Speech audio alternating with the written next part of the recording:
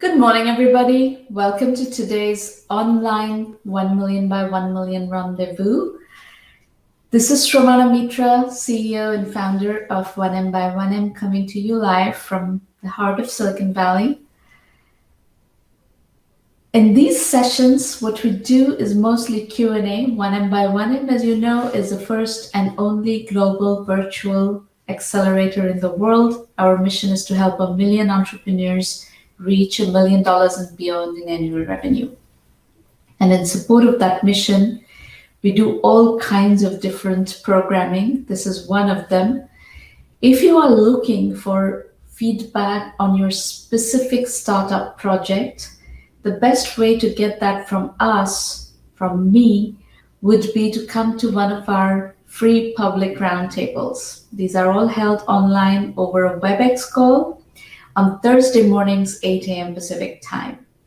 So I would be delighted to work with you on your project. These roundtables are safe working sessions. Please come to one of them and I'll be delighted to work with you. Now, we do get questions from all our different touch points. We have a community of over 500,000 people just on LinkedIn. Some of you are coming to us from LinkedIn Live. Just on LinkedIn, I have about 430,000 followers. So it's a large platform. Our roundtables have got over 150,000 participants over the last 12 years or so. So we get questions. We get a lot of questions from different places, and what we do in these sessions is answer some of those questions. So the corollary of that is that you can ask questions. You can ask questions in the public comment area of whichever platform you're joining from, LinkedIn, Facebook, Twitter, and we will pick up those questions. And I will either answer them today after the video session, or I will answer them next time.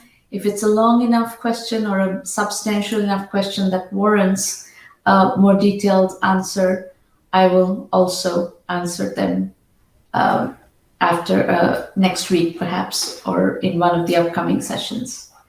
All right, let's get started. The first question today is, how will the threat of the coronavirus have a major impact on the worldwide economy as it spreads across the globe? Well, it is spreading across the globe. And as you can see, the summary is that the US East Coast, where we started the intense epicenter in New York and so on and so forth, New York, New Jersey, Massachusetts, were all in difficult situations. These are all improving right now. But the US overall is not improving because the South and the West of the US are not doing well. Florida, Texas, Arizona, and Southern California are all having resurges. So that's been a problem. The economy is open, but there are economies that are now going back into some sort of a lockdown to get the virus under control. So this is bound to impact the US economy further. It's already in a very deep recession. Now, one thing that may confuse you is the stock market. The stock market is absolutely booming right now. It shows no impact whatsoever of the economy being in a very bad situation. And that can be explained in a couple of different ways. One, possibly, is the stimulus. There's been an enormous amount of stimulus spending that has happened in the US already. And secondly, there is a lot of money sitting in the hands of people that needs to be parked somewhere. And there's a segment of the stock market that is a good place to park, especially our industry, the technology industry, is doing really well. Companies are doing well. Their earnings are good. The numbers are good. Despite the pandemic, work from home works for the technology industry for the most part. And there are segments of the technology industry that are keeping the world economy up. So whether it's Zoom or Amazon, or a variety of different online education platforms and so on and so forth, there is, there is a lot of activity and a lot of success that we are seeing in the technology industry during these times. So technology is doing well. Technology industry is seeing a lot of investment, including in the public market, and as a result, Nasdaq is doing very well for sure. Even Dow Jones is doing well because a large part of the technology industry today is so large, it has big impact on the S&P 500 and so on and so forth. So that's my short answer to the US situation. The worldwide situation, Europe is improving. Europe was very bad. Europe is in a deep recession, but Europe right now is improving a bit. India is not improving. India is in a very bad situation. And India went through one of the largest lockdowns of any country ever in history in March, between March and April. And from that lockdown to the month of April, within a month, the Indian economy shed 112 million jobs. The US economy shed about 30 million jobs. The Indian economy, of course, the population is much larger, shed 112 million jobs. And the virus right now is rising in India. So not a good situation at all. And India doesn't have the money to do this kind of stimulus spending. So it's very tricky. Brazil, Latin America in general, Brazil and Mexico in particular, are not in a good place. Virus is rising. It is not in a lockdown. The economies are open. They can't afford to be in a lockdown, is the government's position, which is understandable. But it's a very, very tricky situation. So worldwide numbers are rising, and East Asia, where it started, actually has done a very nice job. Taiwan, South Korea, they all did very good job putting the virus down and not letting it get out of hand. So I think we are still in the first wave of the virus, and the virus is still rising in a lot of places. And then there could be a second wave in the fall. The summer looks very tricky at the moment. While economies are opening up, there's more risk in every economy, and there is no treatment, no vaccine. There are some drugs that kind of mitigate the death rates a bit, to mitigate the virus a little bit, and so maybe the death rates may fall a bit. But what worries me very much is that this virus is not all about death. Mortality rate is not the final word on the virus. There is also organ damage that happens. If you get the virus, you could get lung damage, you could get heart attacks, you could get a stroke, you could have nervous system damage, you could have kidney damage. So, and this is true even in younger people. It is not just that older people die. That is the only risk of this virus. It's a really insidious, sinister virus, which we need to avoid getting infected by and keep our loved ones safe. So the situation is actually quite dire. The only silver lining in this is that within the technology sector, there are a lot of companies that are still doing very well. If you look at companies like DocuSign, for instance, that's online signature. They're booming, absolutely. Many of the cybersecurity companies are doing really well. The identity sector, Okta, Ping Identity, these are all doing very, very well. So that's why I kind of bring that back to a positive note. We are in the technology industry, and our industry is doing well. We're fortunate to not have to go work in, meat packing, for instance, the meat packing industry is doing terribly. People are getting infected left, right, and center. And I feel very sad for these people who have to go to work with this kind of risk. So Let's have empathy and gratitude for these people who have to go out and, keep the world running, while we in the technology industry are really fortunate to be able to keep going from our homes and desktops and laptops and mobile phones. Of course, the industry is facing slowdown, so we're going to have to deal with it as well. But nonetheless, that's my rather long answer to what are my thoughts on the impact of the coronavirus on the global economy. I haven't done one of these in the last few sessions, so I thought it would be a good idea to do one now. Now we're going to a much more positive, much lighter question, which I think would be a good counterpoint to something a little bit dark and gloomy. The question is, do you have startup ideas for artists and art collectors in the post-COVID world? I love this question. As you know, I'm really into art, and it would be nice to brainstorm about what this industry is likely to face in the post-COVID world. Right now,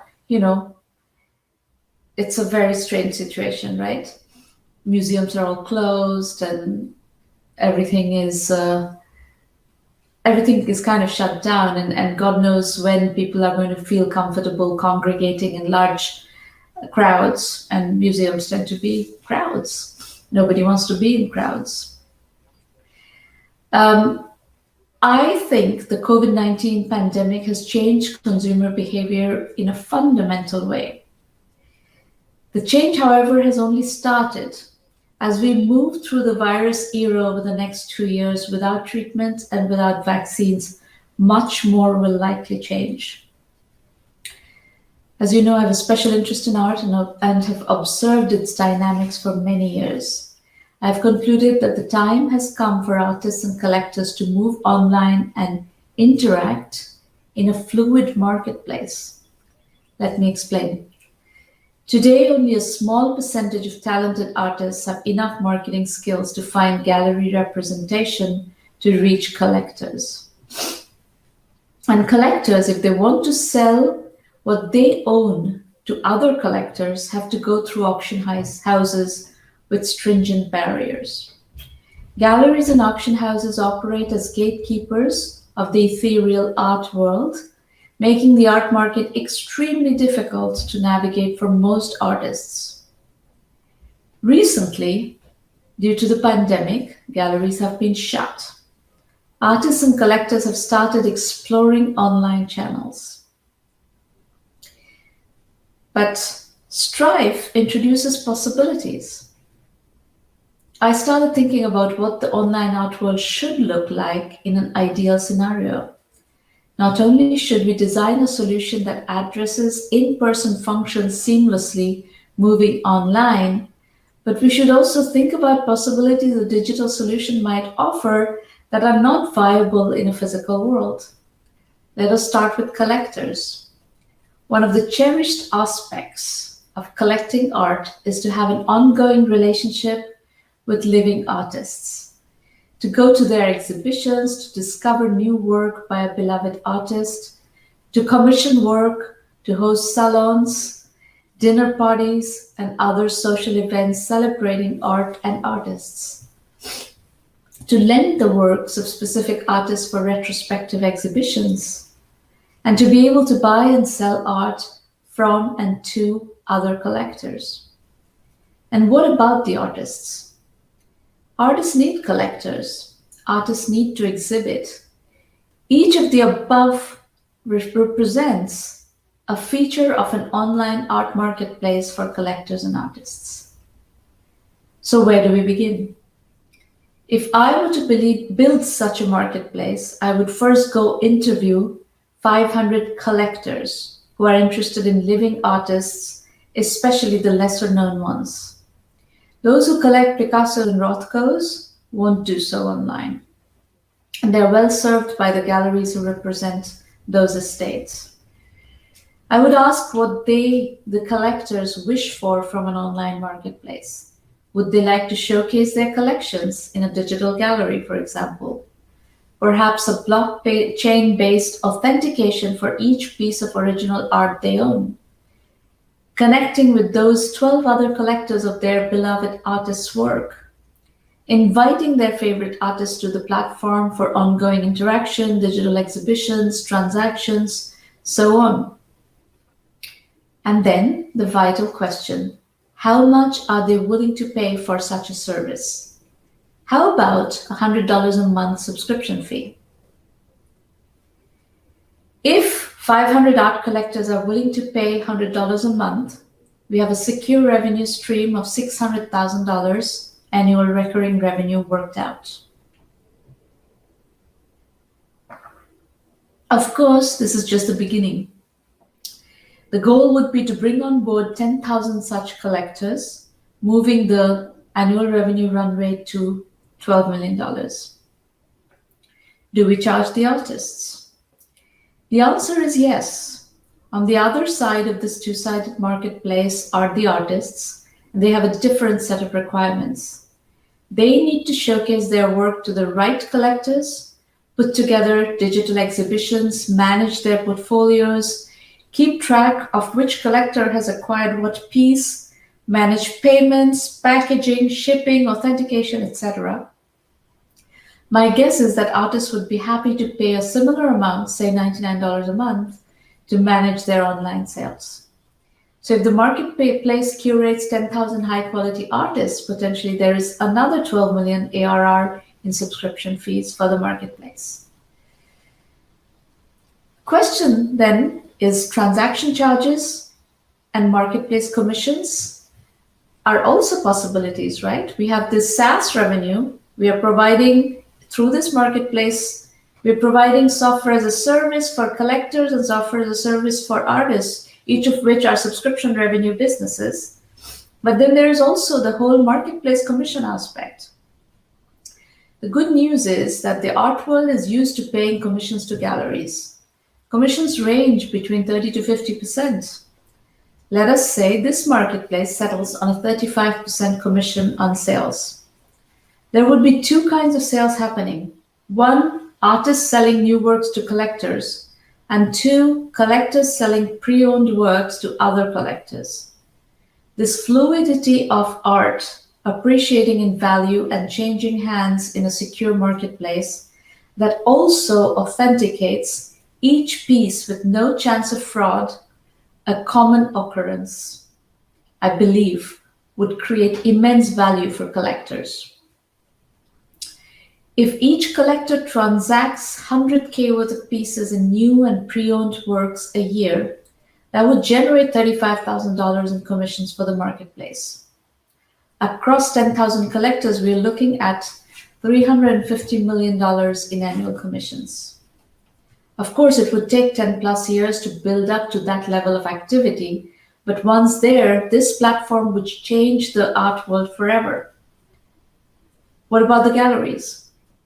Galleries need to benefit from this fluid marketplace rather than getting sidelined and disintermediated. Just like artists can set up their own presence on the platform, galleries that represent multiple artists should also be able to do so. They should gain access to a larger number of collectors worldwide through the marketplace, thus making their participation in this ecosystem worthwhile. Authentication is also an important draw because of the widespread fraud in the art business. Galleries would be required to pay a subscription fee, a higher subscription fee, and split the commission with the marketplace. Let us assume 1,000 galleries participate in the marketplace, paying $1,000 a month. That adds up to another $12 million ARR. The transaction commission still remains 35%, but is now split between the gallery and the marketplace. What about the service providers? The art world has an entire suite of service providers like art consultants and interior decorators who need to be incentivized to also function effectively within this ecosystem for it to scale. I believe that they can be. I also believe that this is a winner-takes-it-all idea. The idea is a unicorn idea. It has the potential to become a highly valued company that would achieve $1 billion plus valuation. It is also a winner takes it all idea. Whoever wins will control the market as a monopoly, and the company can get from 0 to $100 million in 5 to 7 years, I think. And I do hope that an entrepreneur steps up and makes it happen. And if one of you who are listening to this find this idea interesting and would like to get help, I would be delighted to mentor you through this one.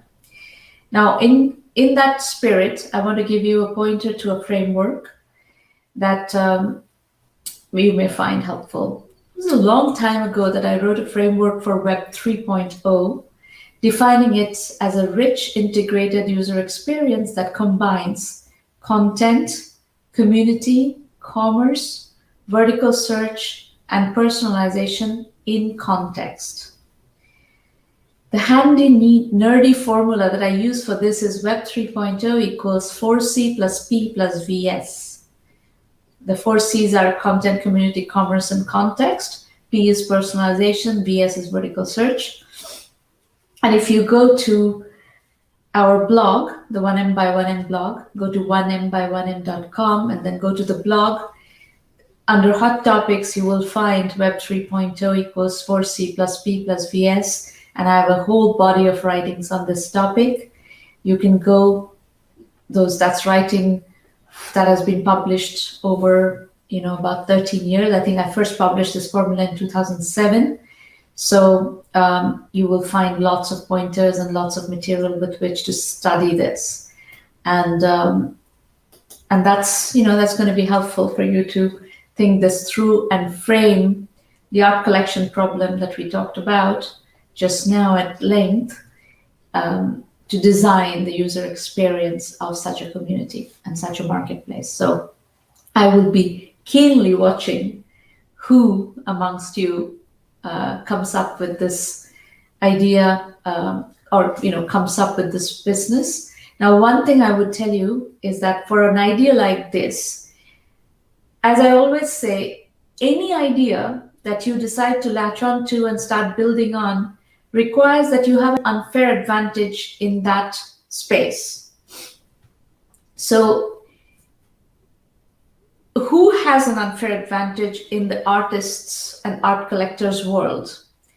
And what is the driving factor in this particular idea? In my opinion, if you are an entrepreneur who has relationships with art collectors, that is the biggest unfair advantage that you can bring to this idea.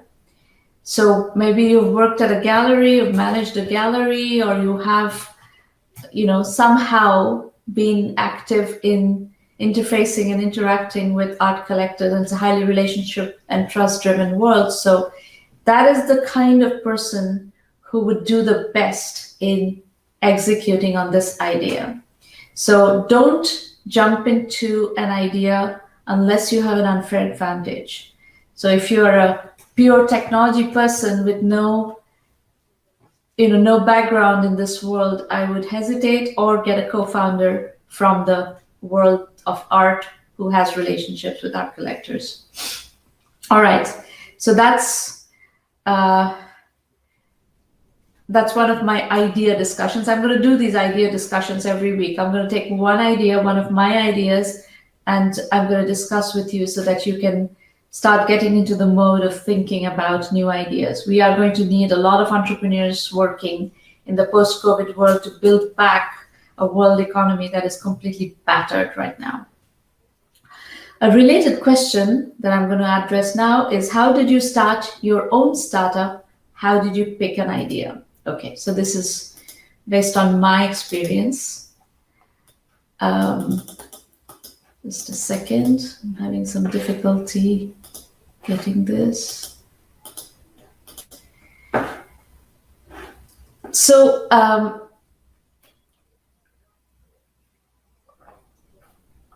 the question again is, how did you start your own startup? How did you choose the idea? Well, I started my first company while I was still an electrical engineering and computer science graduate student at MIT in 1994. I was working in distributed systems and parallel computing. But 1994, those were the beginning days of the internet. At that time, I didn't really have a great product idea. So I started with a services company.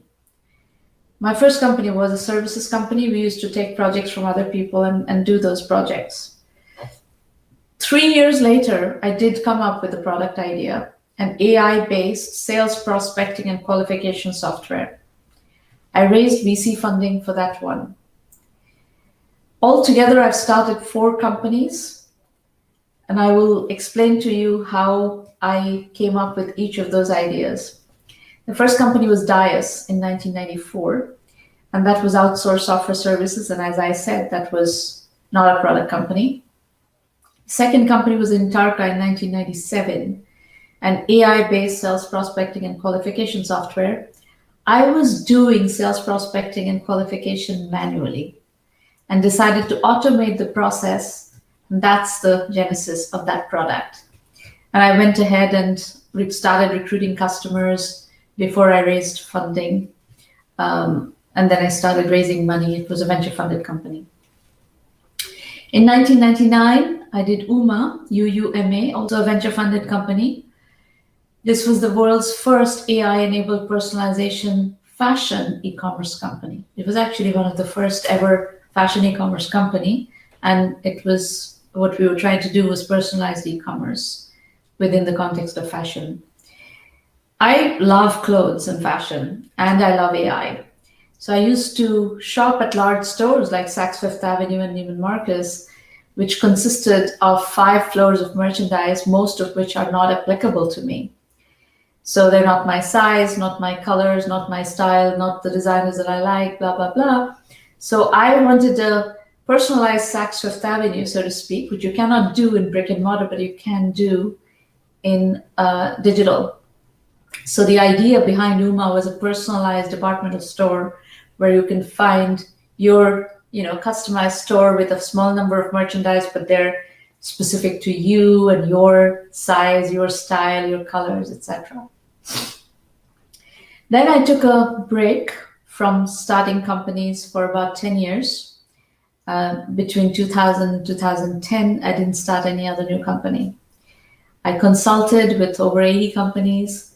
I started writing, and probably many of you have known my writings for a long time. I have a lot of followers from around the world who've been following my writings since the mid-2000s when I started my blog in 2005, and then I used to write for Forbes 2007 to 2010. So I have a big readership because of that. In 2010, though, I started 1 Million by 1 Million, which is what I'm doing now for the last decade. I wanted to democratize entrepreneurship education and acceleration. And my observation was that the entire industry was, and still is, focused on VC funding, which applies to less than 1% of the entrepreneurs out there. I wanted to also include the other 99%. So that's, my history of how I've come up with ideas. On the 1 Million by 1 Million context, I also went back to my own experience as a young entrepreneur.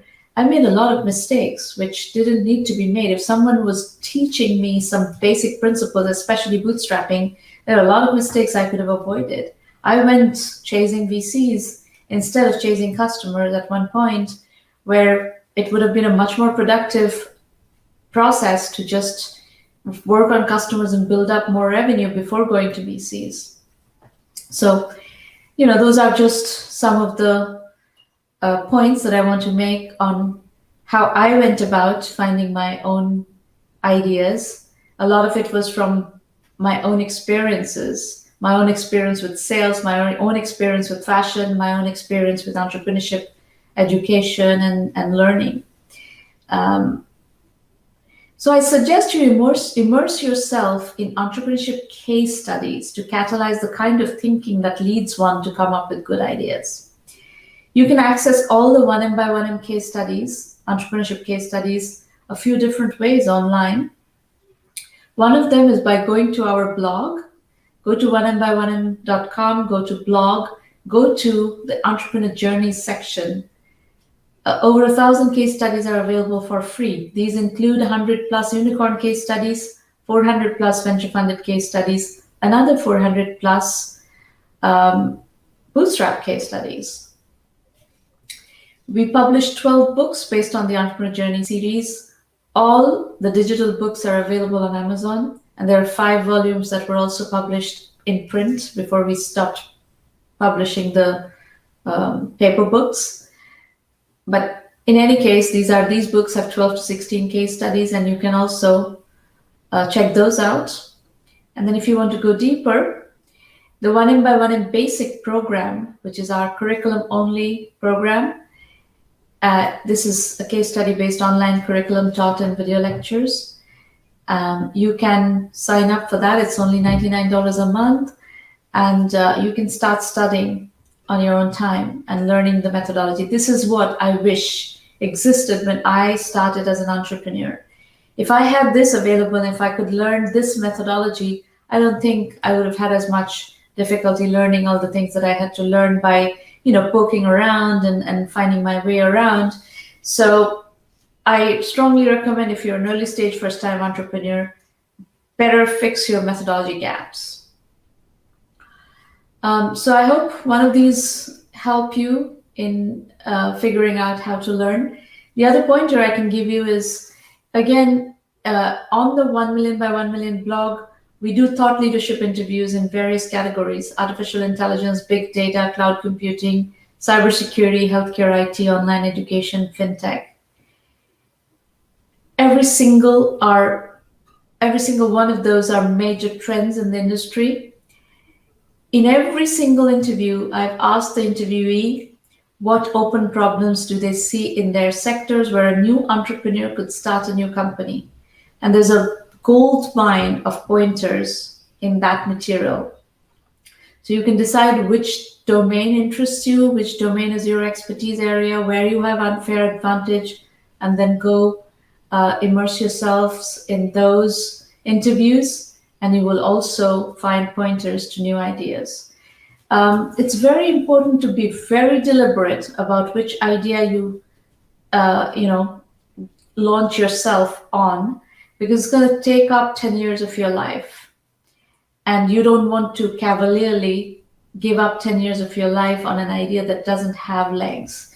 So another pointer here, on the 1 Million by 1 Million website, you will find the self-assessment. This is a free tool, a questionnaire that you can use to test your ideas. These are the questions investors would ask you, and these are the questions we recommend you ask yourselves.